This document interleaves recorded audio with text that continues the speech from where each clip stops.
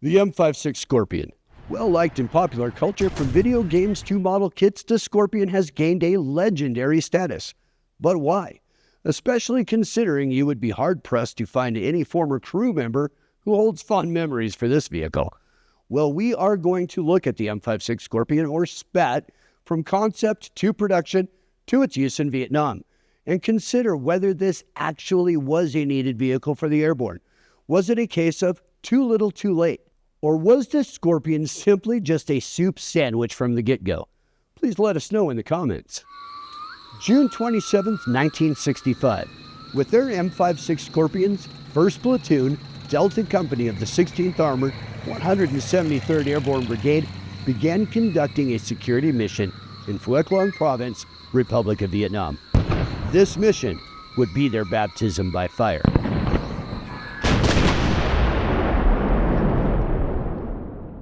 General Westmoreland did not want to confine his command to a defensive role. He rejected the enclave strategy.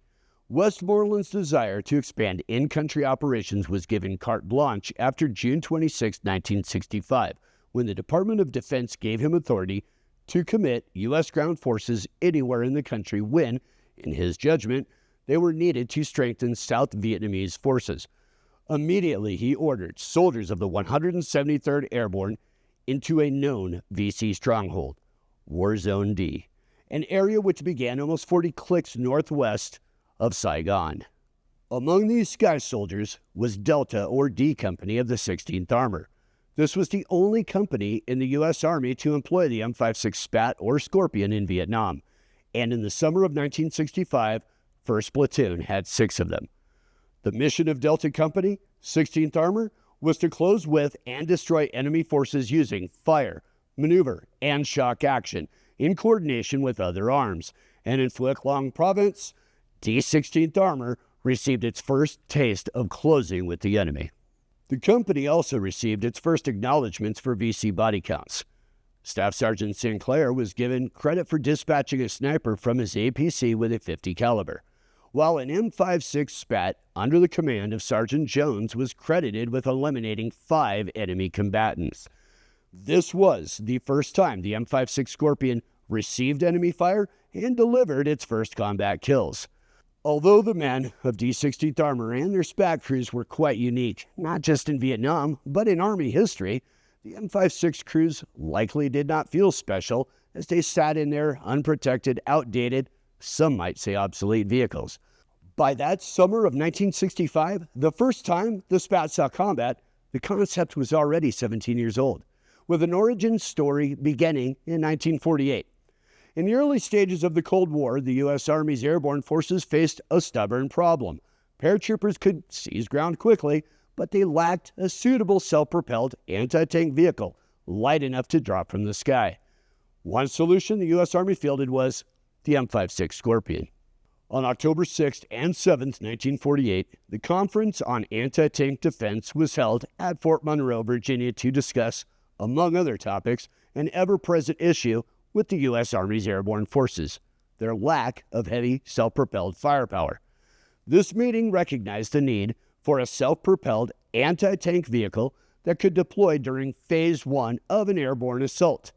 Phase 1 was defined as the initial airborne delivery of personnel and materiel by parachute, glider, or assault transport into territory not held by friendly troops using natural clearings.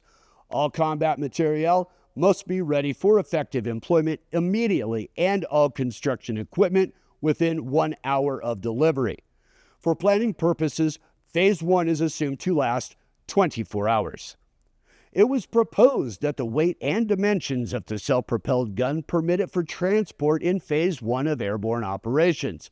The gun would be of medium tank class, for the era 90 millimeter. Armor was to be light, all around, and able to provide protection for crew against artillery shell fragments and small arms fire, including overhead protection. First round accuracy was to be the same as any other 90 millimeter gun of medium tank class. Development emphasis was to be placed on the gun, mobility and maneuverability, and then armor, in that order. This concept, as proposed in October 1948, of a self-propelled anti-tank option for airborne troops was moved on rapidly by the Army. By April 13th of the following year, 1949, Army Field Forces Board No. 2 released a report on Project No. 1381, outlining the characteristics for a self-propelled airborne anti-tank gun. Approximately 1 month later, on May 12, 1949, headquarters of Army Field Forces forwarded the report to the Director of Logistics, U.S. Army, with a recommendation to initiate the project.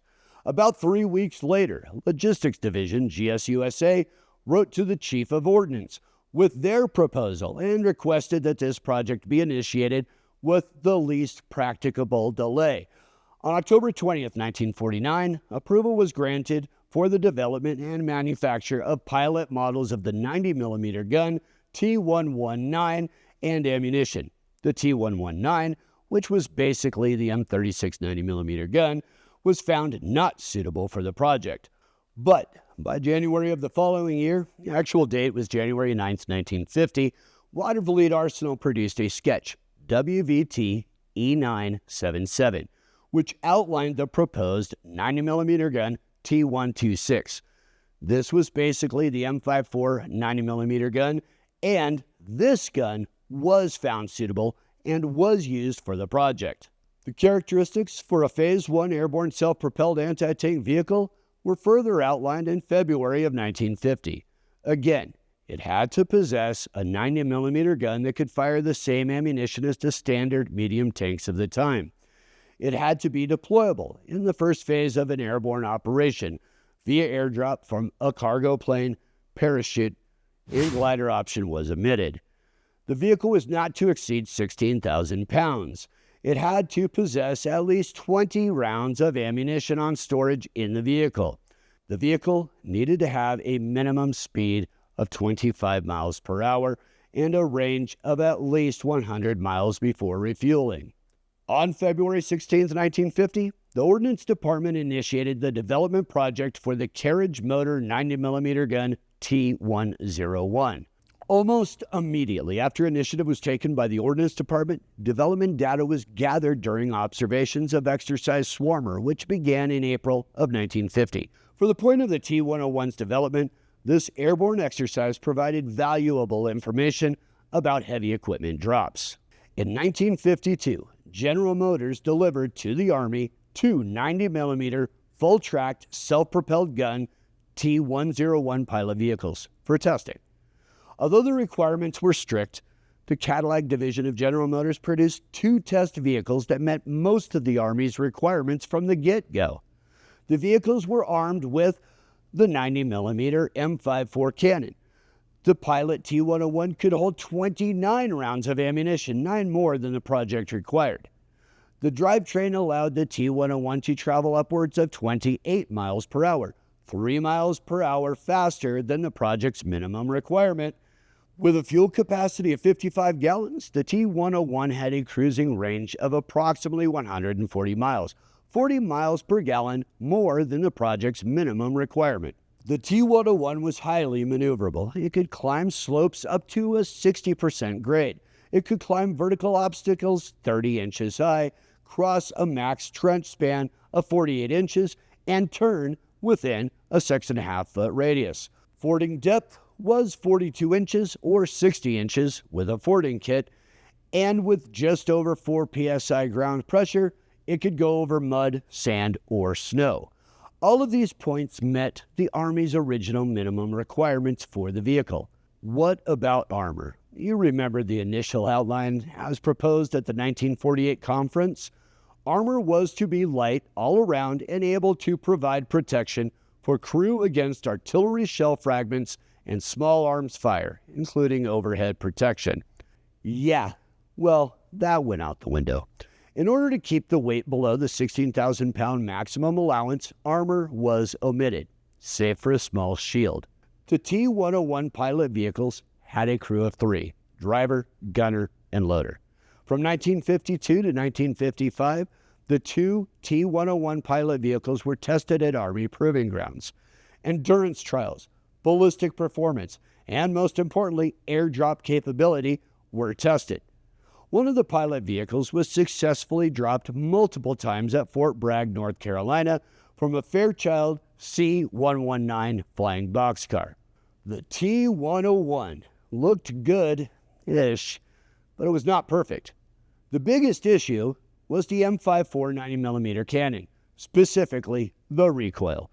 Strapping a 90mm cannon to a chassis that weighs about 8 tons caused massive recoil issues. When fired, the front of the vehicle would lift off the ground. Engineers mitigated the fierce recoil as much as they could within the non-negotiable weight limitation. And of course, there was the issue of crew exposure. Even without any armor, the T-101 had reached its weight limit, and the Army did not see a need to pour any more money into this project. The final weight for the M56 was 15,750 pounds combat loaded. The T-101 passed Army Field Forces criteria in September of 1955 and was deemed acceptable for military service. On November 2nd of 1955, the Ordnance Technical Committee standardized and classified the pilot T-101 as the gun self-propelled full-tracked 90mm M56. 6 days later, the design was released for production. The General Motors Cadillac division was selected as the sole source for vehicle production. All M56 vehicles were built at the tank plant in Cleveland, Ohio. The first M56 was completed in December of 1957, with 160 vehicles being built by summer of 1958 when production ceased. The M56 quickly gained the acronym SPAT for self-propelled anti-tank and later given the nickname Scorpion. Now that we have tracked the development up through the production of the M56 Scorpion, let's look at the one here at the museum. This M56 is serial number 47, a very early production vehicle, January 1958. Now, beginning with the heart and soul of every motor vehicle, the drivetrain. The M56 Scorpion was powered by a Continental AOI 402-5 gas engine, mated to an Allison CD150-4 cross-drive transmission. Okay, a little bit about that Continental AOI engine. Horizontally opposed in the cylinder setup, 200 horsepower at 3,000 RPM. Foot-pounds of torque, 347 at 2,800 RPM. It's fuel-injected and air-cooled, but that posed a problem in Vietnam. Steering was mechanical and used a half steering wheel. 8 individually sprung road wheels, 4 per track. The road wheels are pneumatic tires with an air pressure of 75 psi. In emergencies, these tires could run flat, though for only 15 miles and only at a crawl of 15 miles per hour. Tracks are an outside guided band type, 20 inches wide, and a ground contact length of 94 inches. Ground clearance was 12.8 inches. The track is similar to those found on the M50 Ontos. Very easy to break and set these tracks, which is good because the M56 threw a track like it was the thing to do. The tracks and short wheelbases did not play well with patty dikes and hard berms, which forced crews to constantly service and retension the tracks.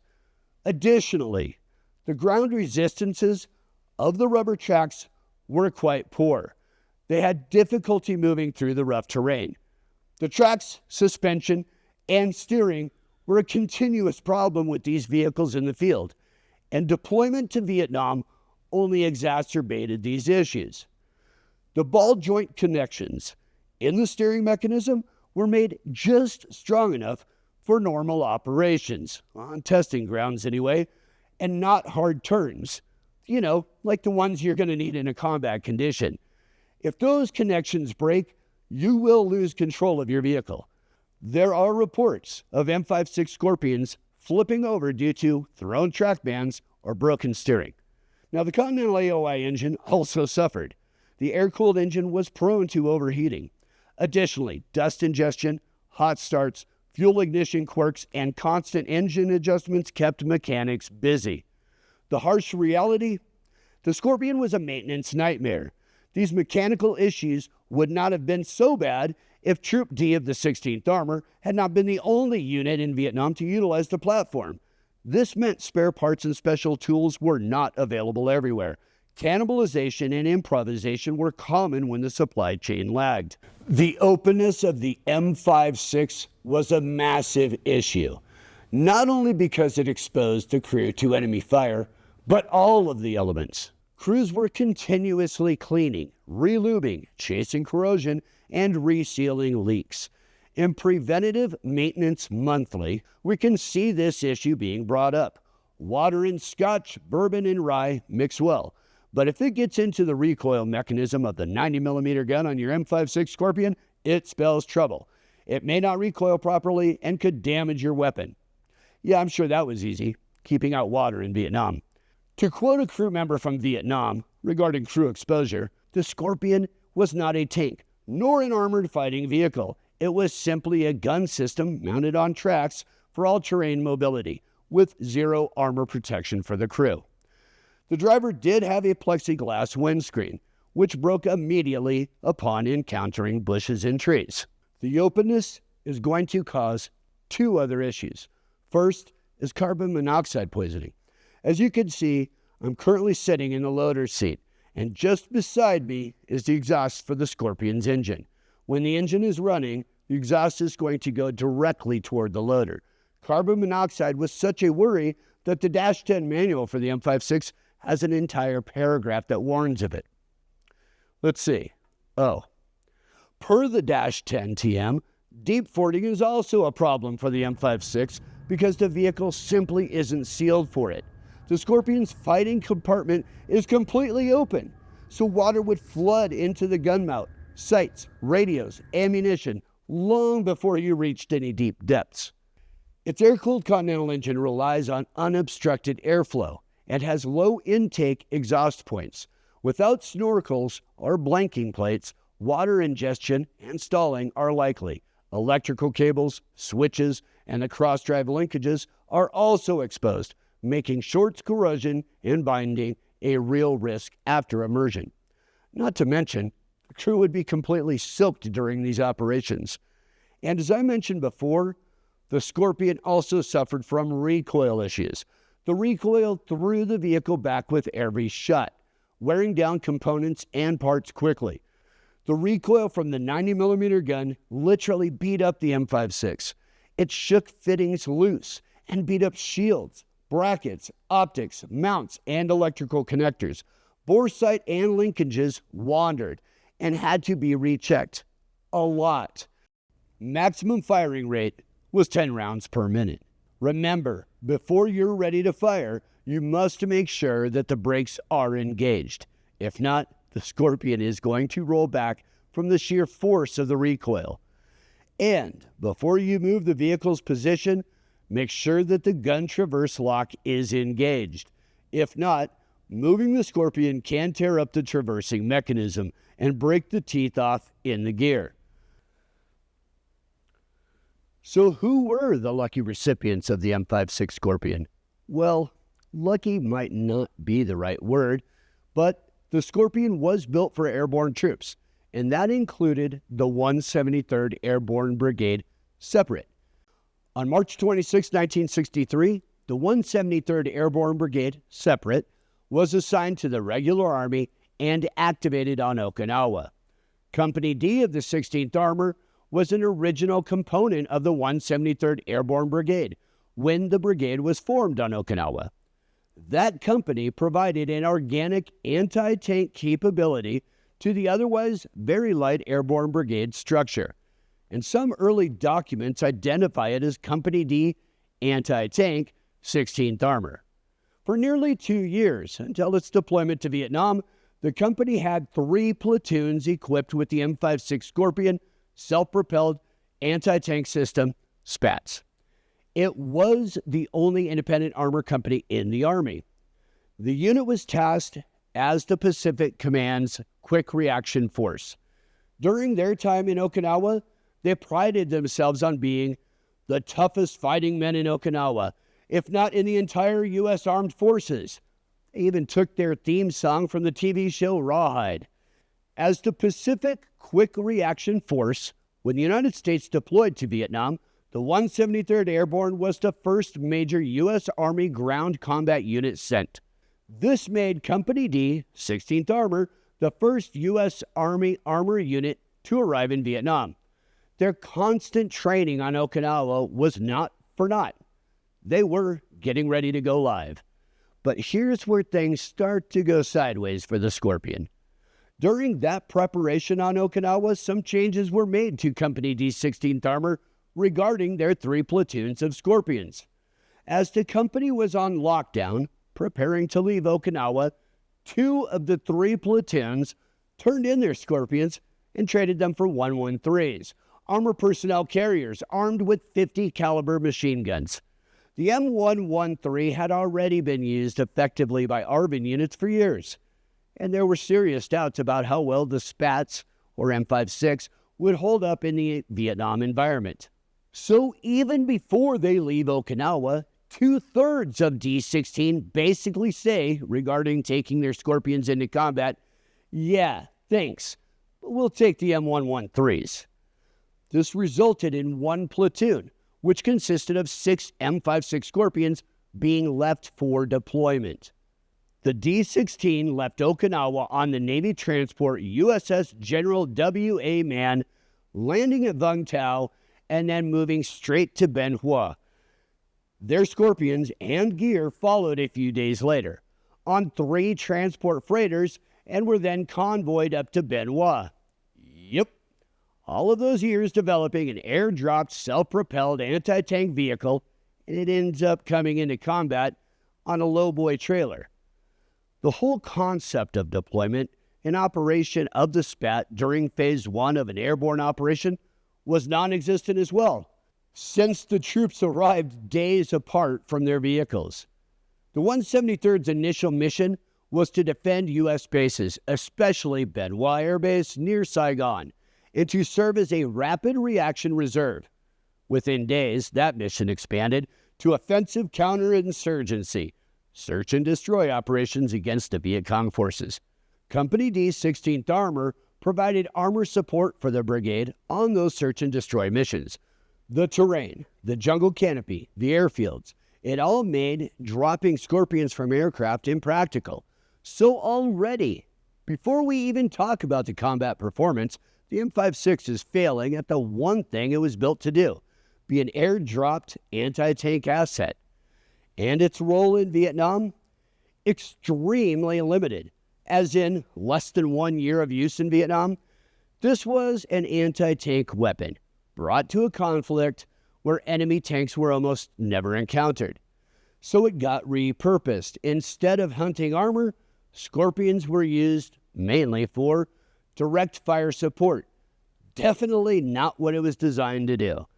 Busting bunkers and strong points, overwatch for infantry, perimeter security, and quick reaction firepower. This thing was taking an L at every turn.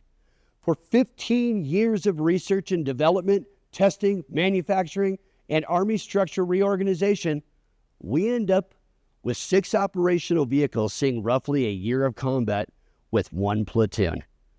While the 16th was technically an armored unit, in Vietnam they functioned more like a hybrid mechanized or cavalry unit, very different from a traditional tank battalion. They were unique in that way. Over time, the table of organization shifted to match that reality. By late 1966, the last remaining Scorpion platoon had been re-equipped with M113s, and from early 1967 on, D-16's line platoons were all M113 based. And here, I would like to correct an error about the M56 Scorpion, an error which is prolific on the interwebs. In the Vietnam War, the M56 Scorpion was not replaced with the M551 Sheridan. That would have been physically impossible. The timeline between the 2 vehicles' usage in country are off by years. In Vietnam, the M56 Scorpions were replaced with more M113 APCs. This began within a few months of their arrival. The M113 was a better choice between the 2. There it is, at least in Vietnam. The M56 Scorpion wasn't replaced by the M551 Sheridan. It didn't even make it that far. It got sidelined by the M113, and then forgotten by the Army long before the public fell in love with it. To me, that perfectly reflects the Scorpion as a whole. It was a platform born out of a perceived urgent need: give airborne units an anti-tank weapon they could drop in with them so they could survive on their own until armor and logistics were caught up. That core idea was not crazy, but the supposed urgency of the need was never matched by the speed or foresight of its development. By the time the first production M56 rolled out in December of 1957, anti-tank technology, guided missiles, better guns, better air delivery systems had already started to outpace what the Scorpion could offer. And remember, when they set the weight limits and transport requirements for this thing, back in the late 1940s, they were basing it on World War II era aircraft. By the early 1960s, we're in the jet age. Aircraft technology is tearing forward, but the M56, it's still chained to weight limits designed for old, obsolete transport planes. In other words, the Air Force and aviation side of the house kept evolving. The Scorpion didn't. It was stuck inside of a set of arbitrary constraints that no longer made any sense. So by the time it finally reached troops in meaningful numbers, it was already an antique concept, a weapon built for a delivery system the Army didn't really need anymore, any kind of war we didn't end up fighting. And here's what really blows my mind. As a soldier, looking at the Scorpion's limited combat record, its miserable performance in Vietnam during that very short combat record, the maintenance headaches the Scorpion provided to the crew, the lack of protection for the gun, instrumentation, or that crew, all of which culminated in the fact that crews hated serving on it, I am honestly shocked at how much love the M56 gets today. So that's the question I want to leave with you. Why is the Scorpion so popular now, when it failed so badly in its one real combat test, 1965 to 66? Is it the way it's portrayed in video games? The way it finally gets to perform in War Thunder or World of Tanks in ways it could never have done so in real life? Is it the name, the silhouette, the underdog factor of a defunct little oddball from the Cold War? I am genuinely curious. Out of all of the forgotten or failed weapons of that era, why this one? Tell me what you think. Drop a comment below. Let me know why you are fascinated by the M56 Scorpion, because after digging through its history, I'd really love to know your side of it.